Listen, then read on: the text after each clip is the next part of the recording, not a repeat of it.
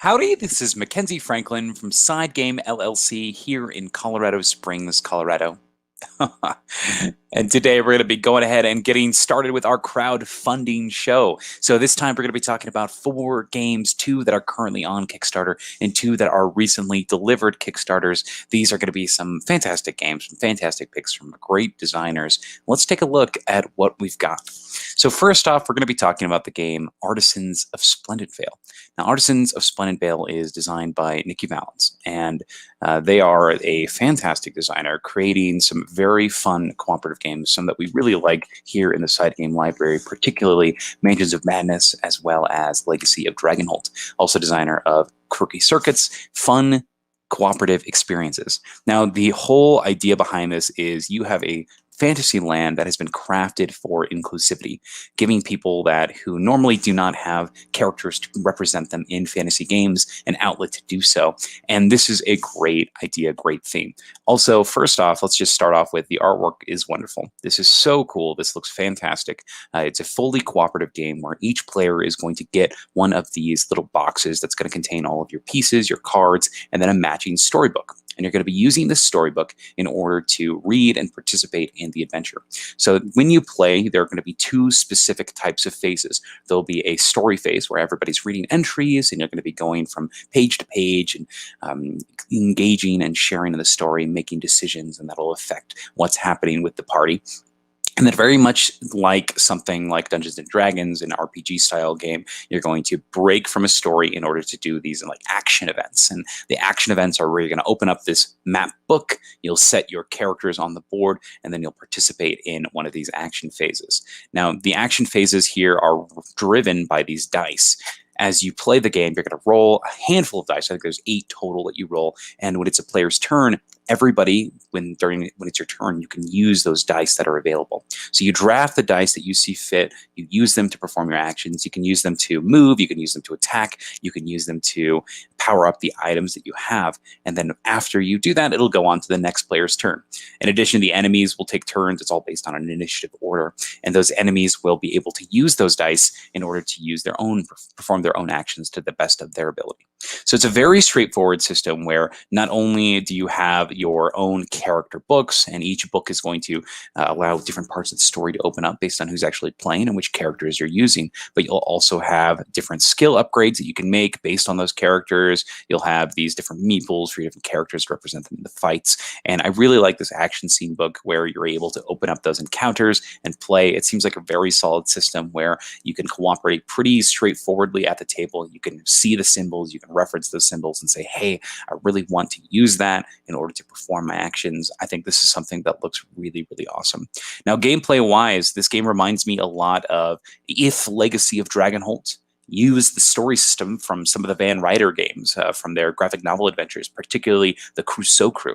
If you're not familiar with the Crusoe Crew, this is a game where you play as a bunch of children, and these children are all different in their abilities and powers. And as you play, you're going to have specific points where certain children in their books can do different things. And I'll pull it up for you here. So that reminded me a lot of this game where each player has their own specific book that's going to have their own specific entries. And just like in the Crusoe Crew, one player is going to be able to do something better than another. And it's good for you to talk to each other, and that way you're able to see who's going to be the best at which specific task. So that's the first thing that this reminded me of. The second thing it reminded me of was Legacy of Dragonholt, because you have that story first, and that is going to be what's driving your main actions. Now, in Legacy of Dragonholt, you really do focus on the, I guess, the interplay of, let's see, sorry about that. There we go. So in Legacy of Dragonholt, you're going to focus primarily on the story. The combat is abstracted into these decisions of the story. You're going to say, okay, I have this thing that's happening here, and do I dodge or do I weave? Or do I roll out of the way, or do I ask for help? Or do I try to stop the fight? And generally, it's going to be 1 or 2 choices, and you may have more choices opening up based on the skills and abilities that you've chosen when you're doing your character construction. So you have to decide then and there what you're going to be doing. However, in this game, you take that idea and you actually get to do it on a board. So it's less of this, this guessing system. You're going to actually be doing your best to figure out what's going on and how to interact with this board.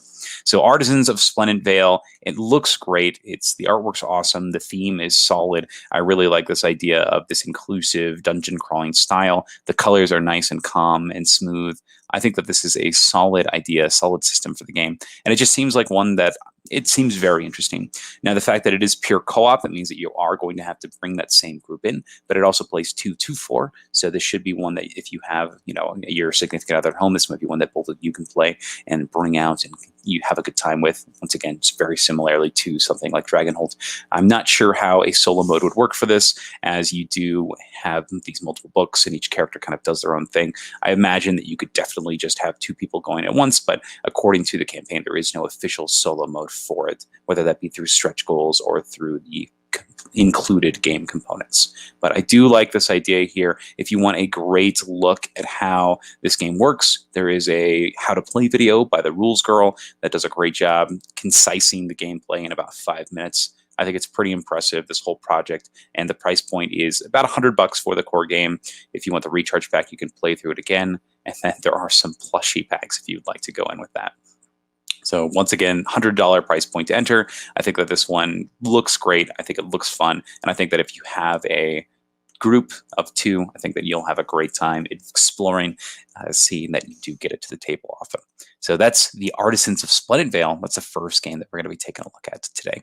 Now, the second game that we're talking about is a game that I had heard very little of, and I had seen it just for the theme. And it's kind of funny because the name of the game is The Stuff of Legend. And Stuff of Legend is actually a show that is somewhere on YouTube. It's like a Dungeons & Dragons show where you have these characters playing as puppets, and these puppets are acting as the Dungeons & Dragons characters. They do like these little cutaway scenes. But I also understand that this is based on the graphic novel, The Stuff of Legend. And in this graphic novel, it is completely different. A child has been abducted, and you play as the toys of this child, and you're going to be going into this dark dreamland in order to rescue this child from the boogeyman who has captured them. So boogeymen are real. You are these anthropomorphic toys that are going to be going through and doing your best to save the child. Now, the game itself is not what I was expecting. So when I look at this game, it reminds me of something like an adventure game, a game where you're going in and you're going to be going from mission to mission. No, this is a condensed cooperative experience. And that being said, there is a trader in the game as well. So the experience itself has you playing as one of these toy characters. And these toys each have their own abilities, their own skill sets, and you're going to be taking them throughout this map here. And this map is going to have these black spots at the end here. And there are a bunch of those black spots, and those are all potential exits, potential hiding spots for the boy. And your goal is to find the highest number amongst all of those. Now, that being said, there is also a 7 and a 1, and it works kind of like Stratego. If the 7's in play and the 1 is also in play, the 1 becomes the highest number. It beats the 7. So it's kind of interesting. You have that little thing to think about.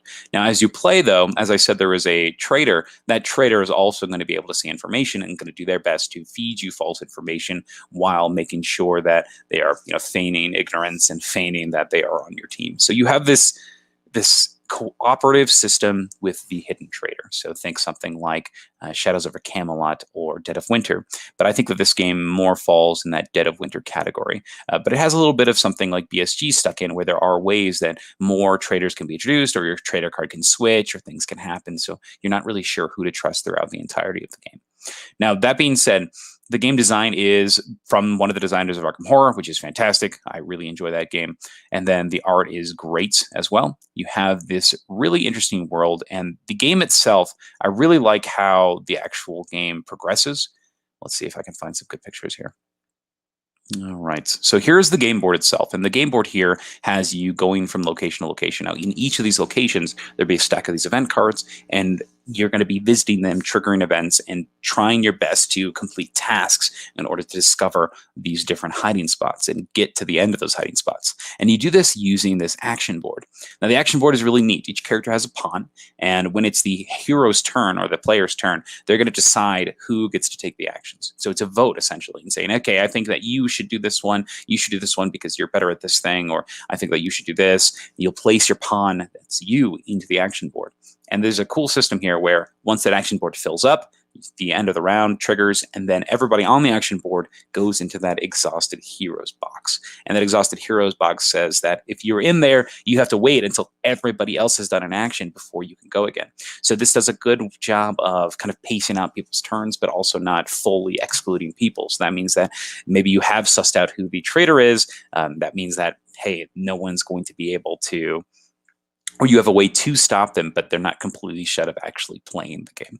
So it's an interesting system. I like this idea here of kind of managing the amount of people, the amount of turns that each person is going to be getting. There's also lots of miniatures that serve as kind of the minions of the different boogeymen. So they are going to be kind of populating the board here. But the other thing that you're going to be using in this game a lot are these action cards.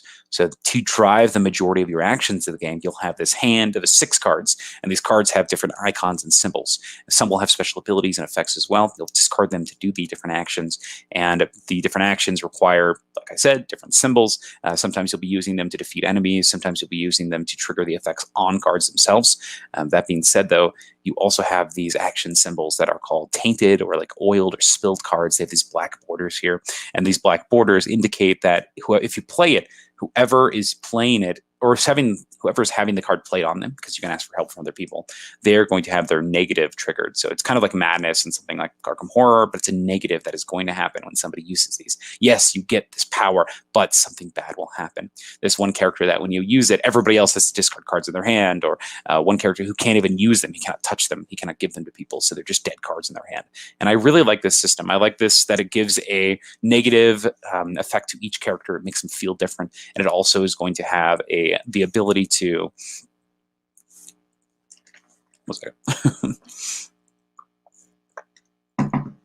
it's also going to have the ability to make it so that the trader can look at the different characters and see when the best time to provide that help might be. But they could also spin it in a positive way, saying, oh, we really need to trigger this event or win this mission, so I have to play this card because I just don't have the symbols, or something like that.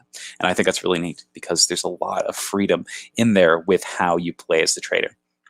So as I said before, this game, I had no idea what I was going into it. It looked like some sort of dungeon crawling adventure game, but this is definitely going to be a game where you play a single experience. You got a $70 price point to get in here. It's got great art, a great theme. I've seen a lot of comments saying that this is something like stuffed Fables, but for adults. I don't agree with that. I think that this is its own unique hidden trader game with a nice theme on top, and I think that this is a very nice condensed experience. And I think this is one that will get played. So I think that this one's really cool. If I had to pick between these two, I kind of like the condensed short experience of Stuff of Legends, but I also really like Nikki Valens. I think that their game design is wonderful. I really enjoy everything that they've put out, and I'm just really excited in general to try both of these. It's both two games that I'm very excited for. I'm very torn on which one I'd pick.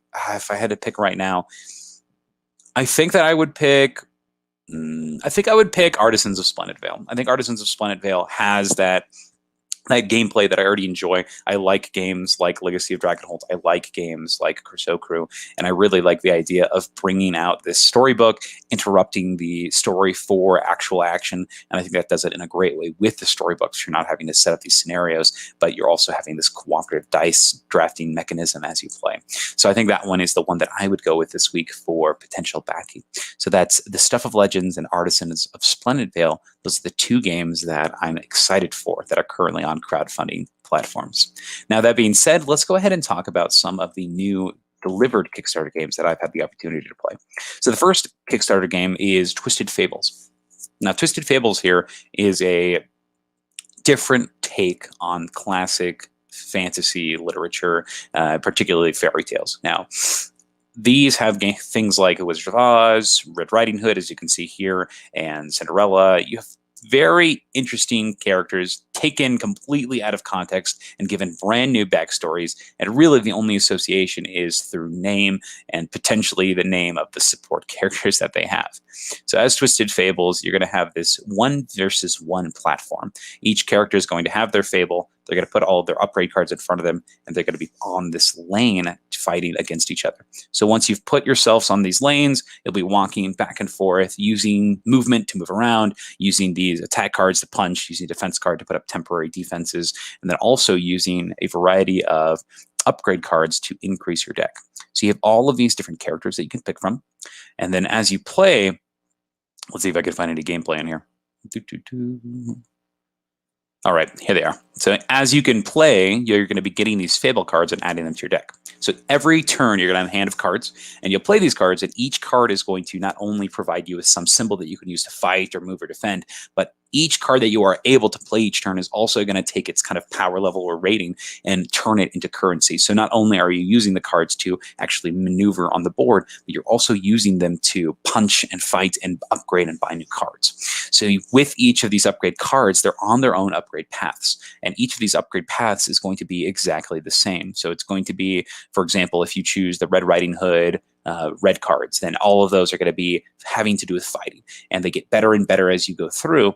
And then as you continue, once you level up kind of in that same category, you're going to not only be able to use a passive ability, but you're going to have access to even stronger effects. And so getting to those passive abilities is really important because it's going to just include more and more power. And let me show you a couple of examples of the different characters and how they change. Here is just one of the examples here. This is Snow White. And Snow White is going to start with her basic deck of basic action cards. But as you play, you're going to pick up these. So we have these passive abilities, and then we also have these additional effects. Now, as you can see, some of these cards here, they have a shield in the corner here. That means in order to play these effects, you also have to use a basic shield card. And that's where the complexity of this game comes from and the decisions. Because if you want to play a powerful card, you're going to have to include in your deck some of the weaker cards that actually trigger this effect. So you can use just basic defense cards. You can use these wild cards and purchase them instead of picking the other types of cards. Or you can actually get these more advanced cards of punch. So instead of having one punch, it might have three. And based on the strength of these cards, it's going to increase the strength of the special ability. So it's a really cool choice here. It's quite interesting because you want to have your consistency of your deck, right? You want to be drawing these powerful cards. However, you also cannot use them unless you have the matching basic card. So it's a cool idea. I like this system. However, this does make this game prone to deck building problems where every turn you're drawing a full hand, you're discarding everything. That's going to happen every turn. And sometimes you might just not get the correct combination of cards. And unfortunately, that sucks. However, this game is pretty dang quick where I don't think it's much of an issue here. And once again, a lot of this probability and the decisions you're making here are based on your choices. So if you're filling your deck up with stuff that doesn't really work together or kind of putting your numbers off, that is kind of your decision. You were willing to risk that through your deck construction and customization. Now, one thing I really thought was funny about this game is the game itself is really cool with the different characters it introduces. So we have Sleeping Beauty here, who when she wakes up, she becomes like this nightmarish, nightmaring, controlling character. You've got Red Riding Hood, who is an assassin. You've got your Kaguya here, who is all about getting huge amounts of damage and defense up. And then you have Alice, who can switch between these different forms as she gets help from all of her different companions in Wonderland. It's really funny, though, because if you're not familiar with any of these characters, which I was, there's this character called the Match Girl. And if you're not familiar with the characters, there's like a blurb for each of these characters in the back of the book. But it's really funny because it has nothing to do with their Fable story. It has everything to do with this new world, this new backstory that was created for them. So, for example, Dorothy from Wizard of Oz is an android. And her whole thing is she is basically the Terminator. And you, if you had no idea who Dorothy was, you would just be really lost. And one character in particular, the Match Girl, was one that I had never heard of. And so when I went to go look at what her story was, I was left completely clueless because it really didn't help me. But overall, I had a fun time with this game. I played it a couple times, and it's one that I enjoy. If you enjoy this 1v1 construction, if you enjoy this this deck building style, if you enjoy this this artwork, I think this might be one that you would be interested in.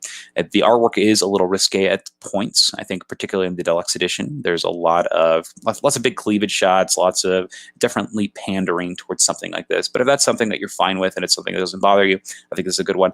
Not all the characters are like this. Most of these characters that you see here are pretty tame, but characters like Sleeping Beauty, or sorry, not Sleeping Beauty, characters like the Little Mermaid, you could definitely tell. But I think that definitely kind of is the theme and the idea they're going for here. So that's just something to be aware of when you jump into this system. So that is Twisted Fables. That's the first game that I've covered here. It's a fun one. It's one that I definitely go back to because the deck building is quick, it's fun, it's well paced, and I think the back and forth really lends well to this system. Now, the next game that I want to give kind of an update on and to kind of close out here, this is going to be the Rurik Stone and Blade expansion. Now, Rurik is a great little action programming game that's all focused on this advisor's board where you're going to be bidding for your actions. And the game itself was just fine. However, there were a lot of things that were underpowered, unbalanced in that core game, and you definitely felt it after playing it that initial couple times. The biggest issue that I thought existed in the core game was the combat. So on the action board, the big thing that you can choose between is you can muster, which just summons more characters on the board, or you can do this attack action. Now, when you muster, the highest muster action possible is 3 symbols. And that means that you just summon 3 people onto the board wherever you are. The highest attack action is only 2 symbols.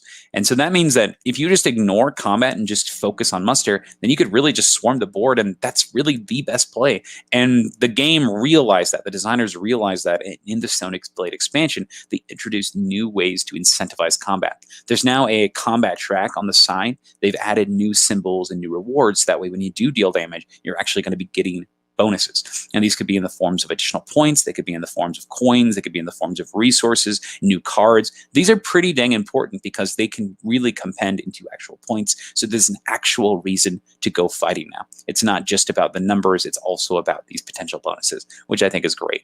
Now, some other awesome things that they added to the system have to do with the new buildings. And I was quite impressed because these 2 new buildings are very straightforward and simple. The first building is a stable. And the stable here, when you build it, you just get to move. And that's so straightforward, but it's so important because you can turn your build action not only into a build action, but also into a move action. So it's kind of a double action. It doesn't do anything else for you afterwards, but the importance of positioning can be really strong here because you could do a build, or sorry, you could build, use the stable, move your people, and then carry out your second build and go ahead and build a second thing. And that's really awesome. It allows you to kind of push and move around. And the way that it works with the base game is now instead of just capping at 1 of each building, there can only be 3 buildings per region, and they have to be different. So you can do some really neat things where you're kind of traversing the board using these build actions. I really like this system. I think it works extremely well. There's also these awesome starting bonus cards. They allow you to get some variance and choice in what you're doing. They allow you to really decide and choose based on your leader, who you're going with, and I really like that. It's very simple. It's only like 3 cards, but having that choice is very awesome. It adds some more asymmetry to the startup, and I think it does a great job. The other things that we've played with have to do with the trade goods on your boards. I think that this is a very simple solution to incentivizing specific bonuses here. And I think that's really powerful. I think it makes a lot of sense. It's going to have you chasing some of those harder to fulfill sections. That way you can use those resources to either fulfill your deeds or to fulfill your different action costs, because there are those bonus actions on your board that require resources. Looks like we have Eric joining us this morning, another Colorado resident. Good to see you this morning. Thanks for joining us. But all in all, I think that the Stone and Blade expansion is extremely solid. It's short, it's quick, it has lots of core mechanisms that are integrated into the main game, and I think it does a great job. I think that this does exactly what it sets out to do. It adds very small, minute changes, but it also offers some new experiences that you can jump into. So first off, you have these awesome large buildings, these wonders almost, and these are going to be really cool things that affect all players, as well as the prison system, where it's going to incentivize combat even more by allowing you to take people hostage. And so for each person that you have a hostage, you'll get extra points. And for each leader you've captured, you also get extra points. So it even incentivizes that as well. So I like these additional systems. I like the updates to the solo mode. I like the variance that comes from it. And I like that stressing of the different actions. This is one that I am excited to play some more. It's not the most incredibly deep game in the world, but it is one that is fun. I think that action system of placing your characters on the auctioning board for the actions is a lot of fun. It's one that I do want to keep on enjoying and keep on exploring. So excited to try all the different leaders, try implementing all these new modules. Great time. That is Rurik, Stone, and Blade.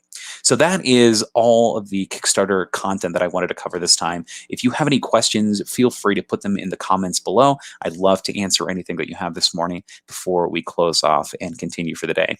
But those were the 4 games. Once again, I had a great time with Twisted Fables. Great head head-to-head deck building style game. And then Rurik Stone and Blade has just been a blast. Very straightforward, very fun though. And then Artisans of Splendent Vale and Stuff of Legends look like two new experiences that I really do want to give a try. So Splendent Vale in particular looks just super fun. I love that cooperative system, the dice drafting. I love the idea of having your story modes and then just breaking off into these campaign fights. I really like that style and that system. It reminds me of Solomon Kane a little bit as well, where you have those two distinct story versus action phases. And then Stuff of Legends, I was very surprised by, completely different. I was not expecting a hidden trader game from this theme, and this sounds like it works really well. So excited to see what these games have to offer, and I'm excited to try them in the future. If there are any games that you want to see next week in crowdfunding, please let me know. I know that we have some really cool ones coming out. Voidfall will be coming out on Tuesday, which is super exciting. We also have, I think, Tenaris RPG is going to be closing next week, if I remember correctly. And I think that Voidfall is probably the biggest one on my radar that I'm really excited. Kind of a spoiler for my corporate cardboard for Tuesday, because Dan and I will be meeting for that. I'll go ahead and leave up the chat for about another minute here. Once again, if you have any questions or any other games that we should check out, please post those. Otherwise, I'll go ahead and wrap it up for this morning.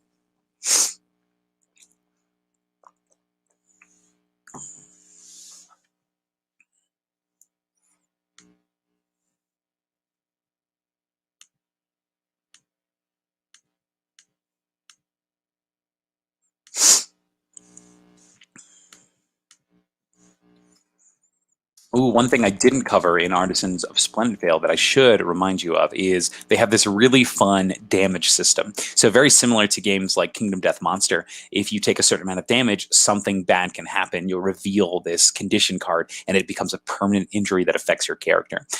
Very cool, though. You can actually keep information on record here, and you can say, okay, if I heal this amount of damage, I can get rid of this. Otherwise, I'm going to have this continuous negative effect. And I think that's awesome. I think that's cool. I really like that persistent injuries in campaign games. It's a lot of fun for me. It allows me to see some progression in my character and actual stakes from battle to battle. I'm not just trying to rush through a battle and say, okay, it doesn't matter if I win or lose. This actually has resting consequences, and I think that's really neat. So that's a cool thing about Splendid Vale that I thought was really interesting.